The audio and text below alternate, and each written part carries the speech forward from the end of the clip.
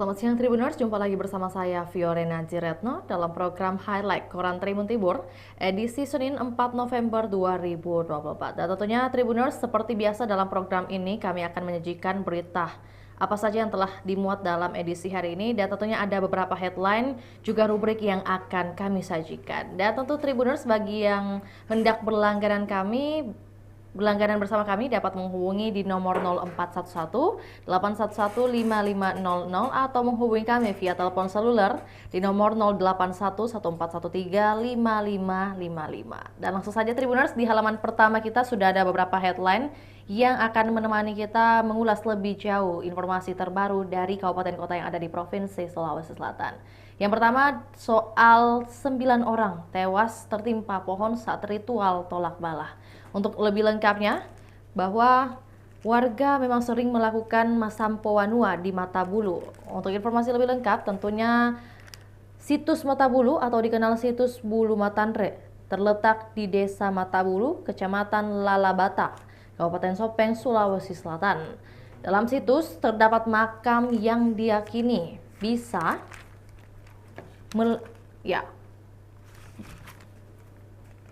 Lebih lengkapnya, bahwa pohon yang tumbang tersebut memiliki tinggi kurang lebih 15 meter dan diameter kurang lebih 10 meter. Warga percaya pohon tersebut kemungkinan sudah berusia ratusan tahun.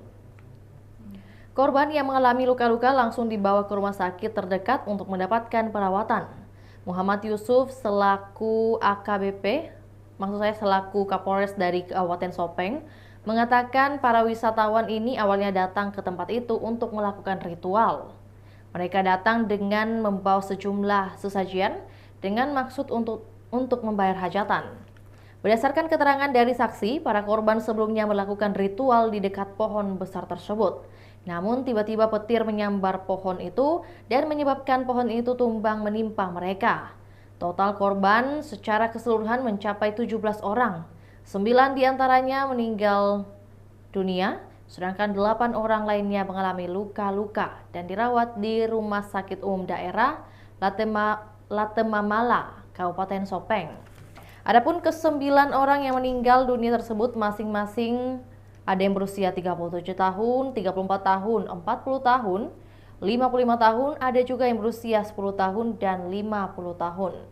Sementara 8 orang yang dirawat di rumah sakit berusia 20 tahun, 27 tahun, 66 tahun, 24 tahun, 33 tahun, 29 tahun, 35 dan 36 tahun. Atas kejadian itu, AKBP Muhammad Yusuf mengeluarkan imbauan kepada masyarakat dan segera berkoordinasi dengan pihak terkait.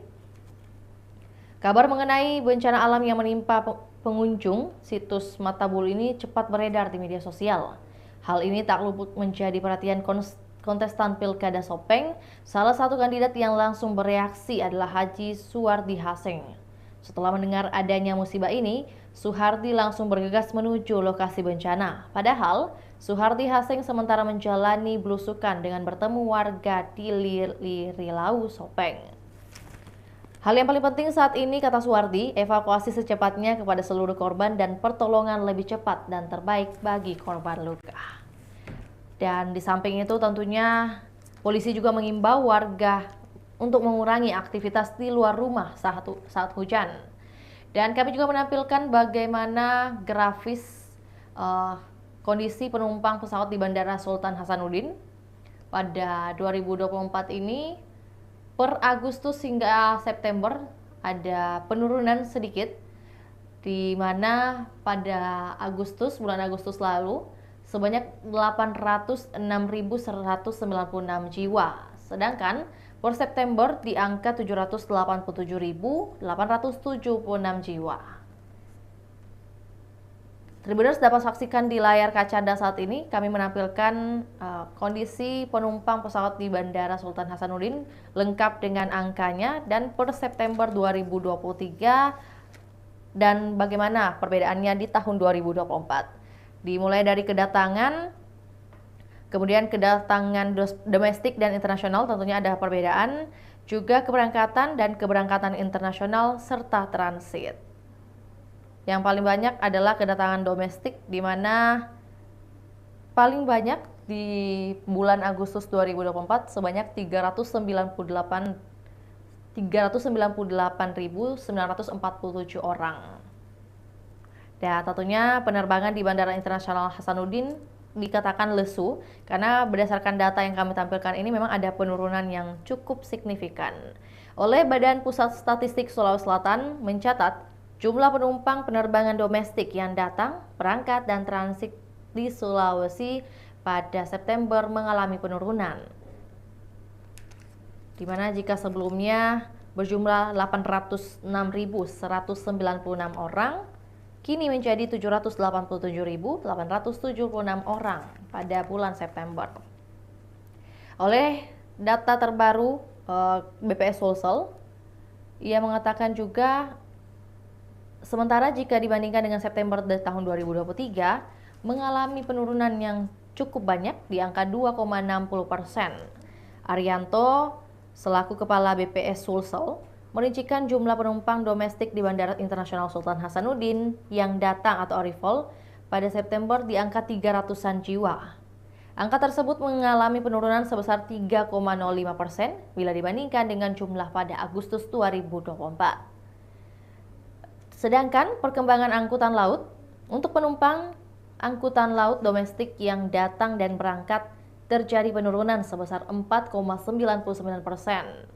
Sementara itu jika dibandingkan September 2023 di tahun lalu dengan jumlah penumpang di angka 76.414 orang, tentu terjadi penurunan sebesar 0,14%. Dan adapun jumlah barang yang dibongkar mengalami kenaikan sebesar 1,54%, yaitu 549.087 ton pada Agustus 2024 menjadi 557.530 ton pada bulan September 2024. Jika dibandingkan September tahun lalu, barang yang dibongkar sebanyak 645.849 ton, yang tentunya mengalami penurunan sebesar 13,67%.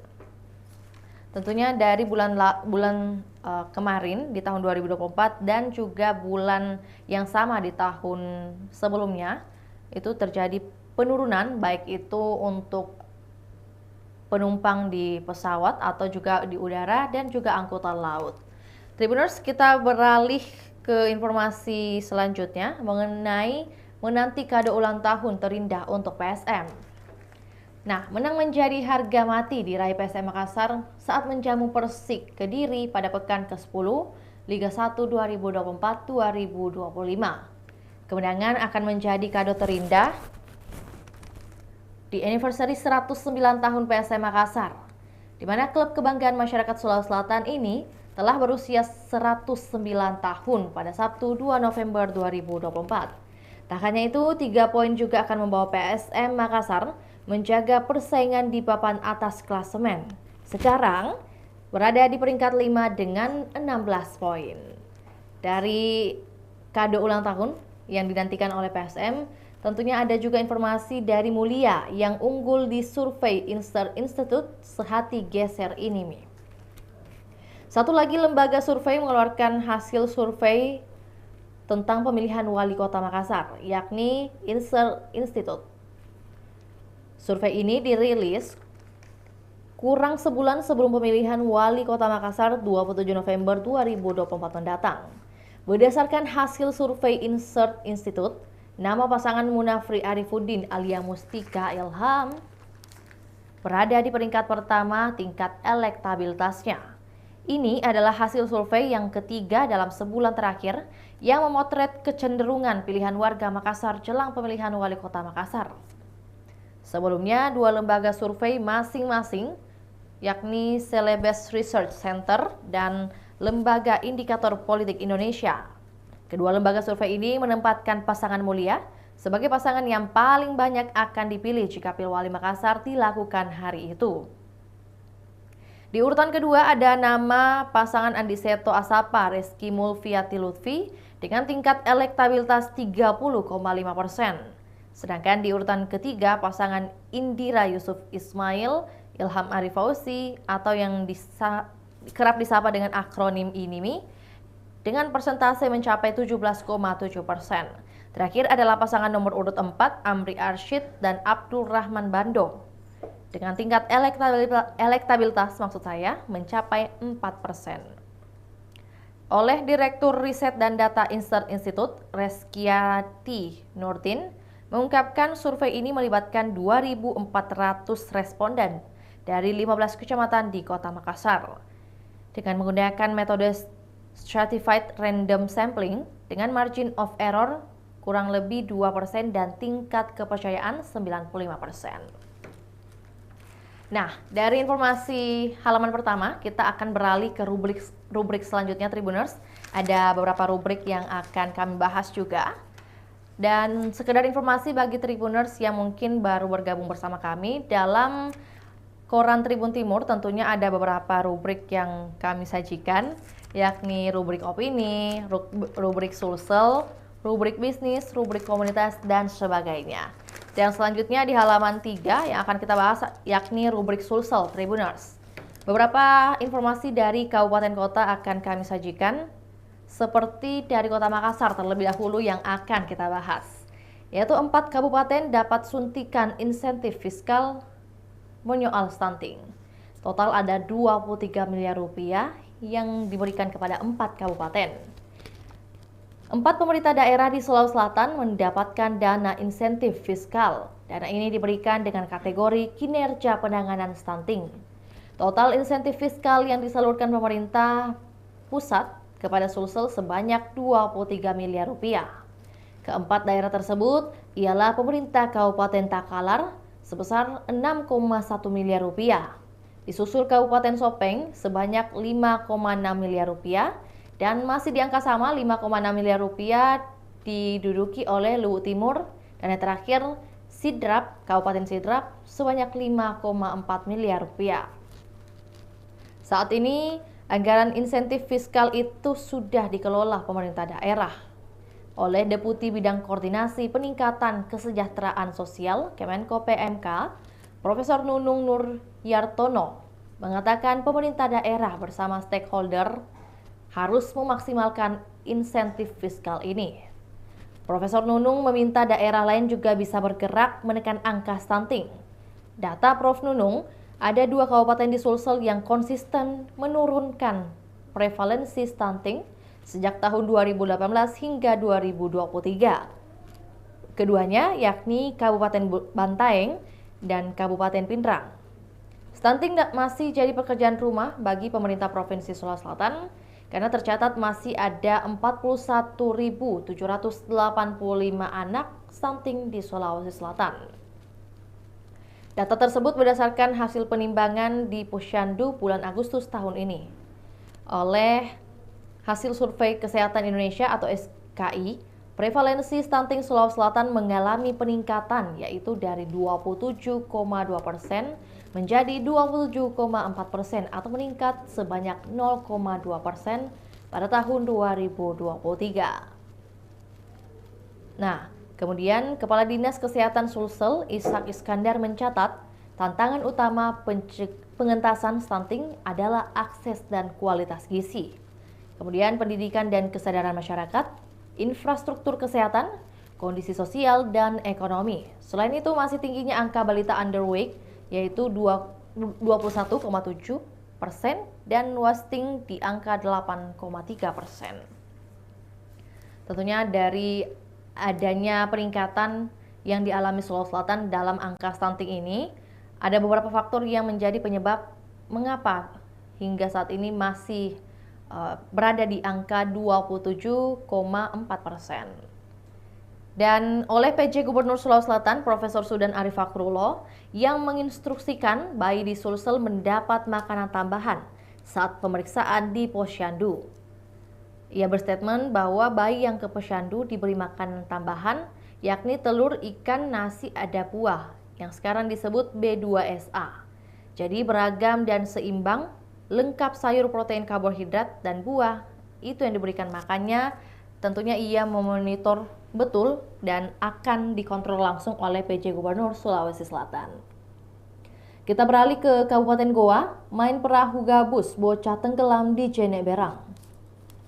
Bocah bernama Fahmi Aska yang berusia 8 tahun meninggal dunia karena tenggelam saat berenang di Sungai Jeneberang, Sarombe, Kelurahan Benteng Somba Opu, Kecamatan Barombong, Kabupaten Goa pada Minggu kemarin, 3 November 2024. Peristiwa tenggelamnya Fahmi dilaporkan 2 orang yang saat kejadian bersamanya, yakni DZ 10 tahun, merupakan kakak kandung korban, dan AS 10 tahun juga, merupakan rekan sebayanya.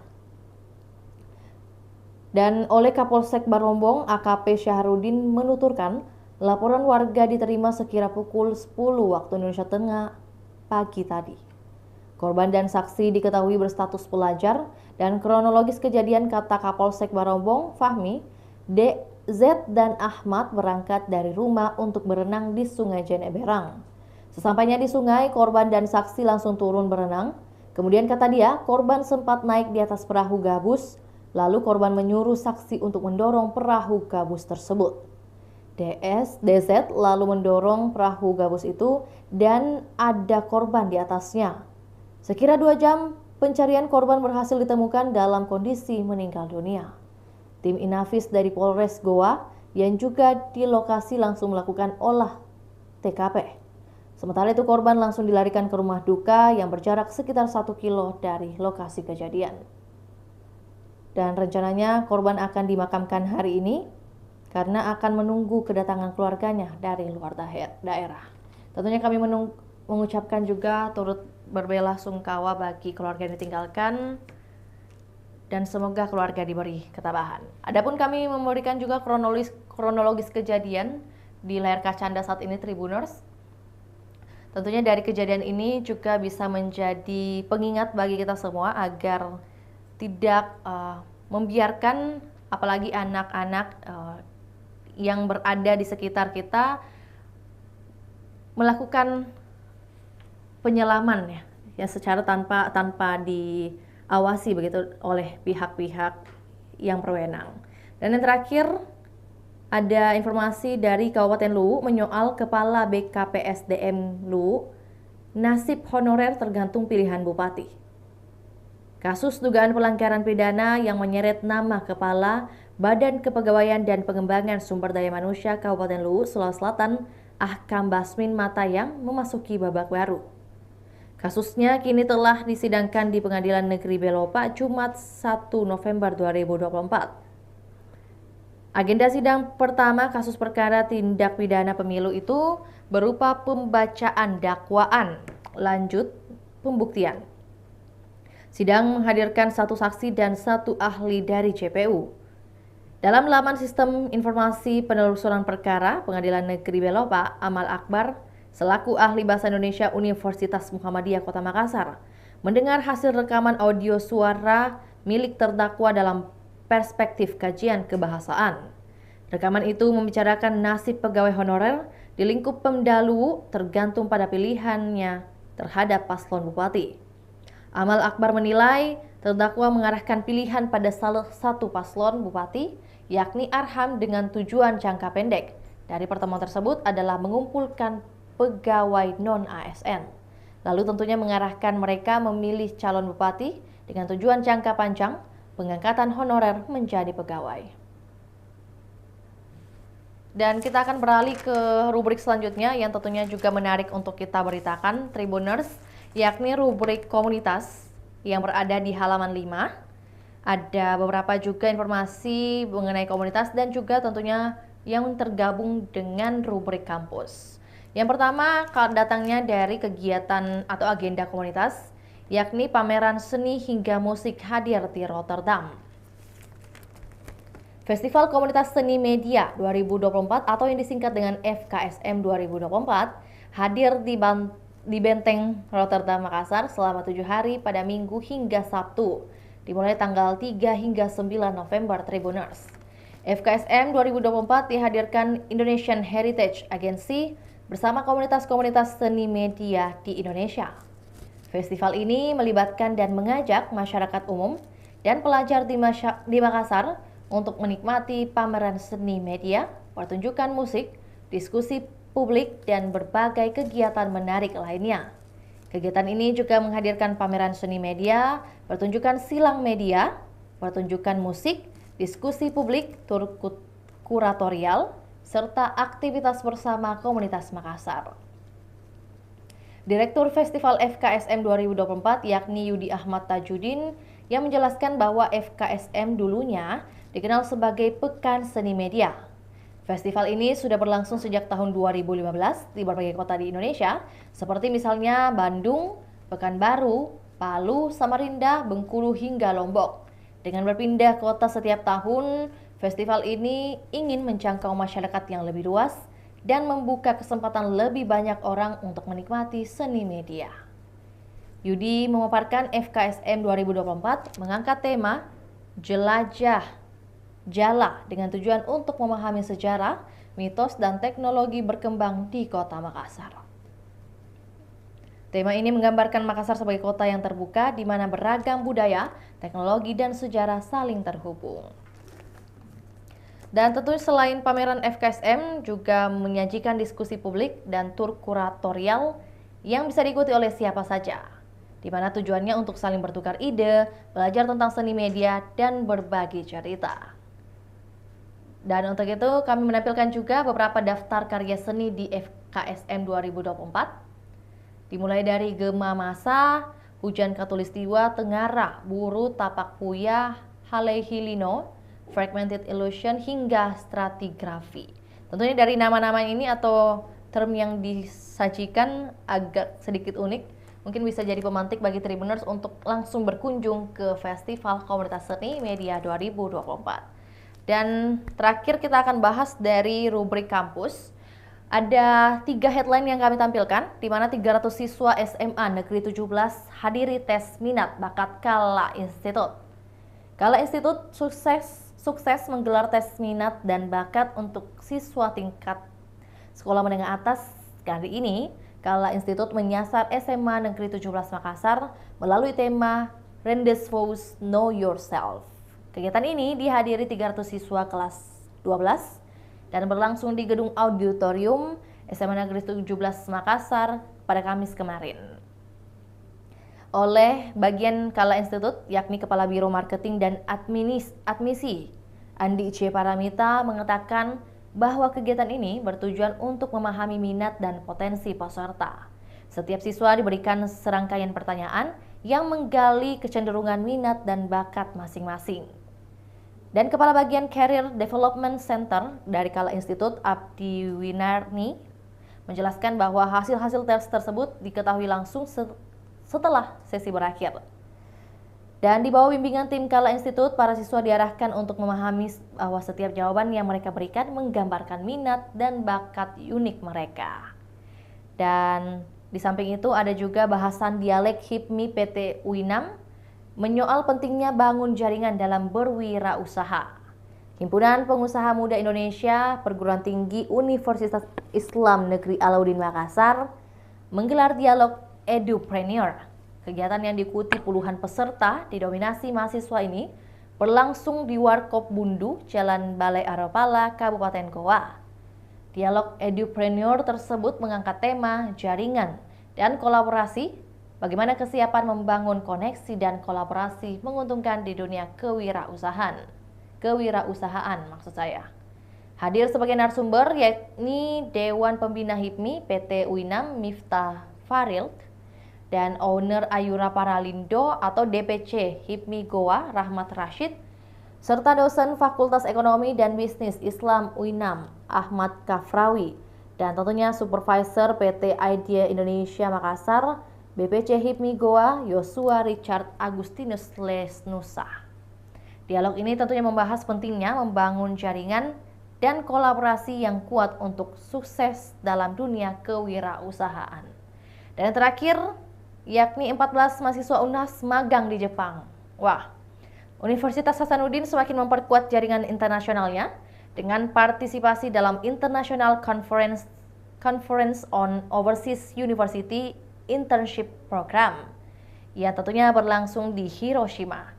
Acara ini diorganisir oleh Japan World Business Co. Ltd, mitra strategis UNHAS dalam pelaksanaan program magang internasional. oleh Wakil Rektor Bidang Akademik dan Kemahasiswaan Unhas, yakni Profesor Dr. Gigi Muhammad Ruslin MKes, menjadi keynote speaker dalam konferensi tersebut. Dalam sambutannya, ia menekankan betapa krusialnya pengalaman magang di luar negeri bagi pengembangan kompetensi mahasiswa, baik dari segi keterampilan teknis maupun pemahaman budaya global. Dan tentu informasi tadi juga sekaligus menutup perjumpaan kita Tribuners. Semoga informasi yang kami bagikan ini bisa jadi pemantik dan juga semangat bagi Tribuners semua. Dan terima kasih Tribuners masih setia menyaksikan program Highlight Koran Tribun Timur. Jangan lupa saksikan program lainnya yang akan kami sajikan setiap harinya. Saya Fiorina Jeretno mewakili segenap kru yang bertugas pamit undur diri. Selamat siang dan sampai jumpa.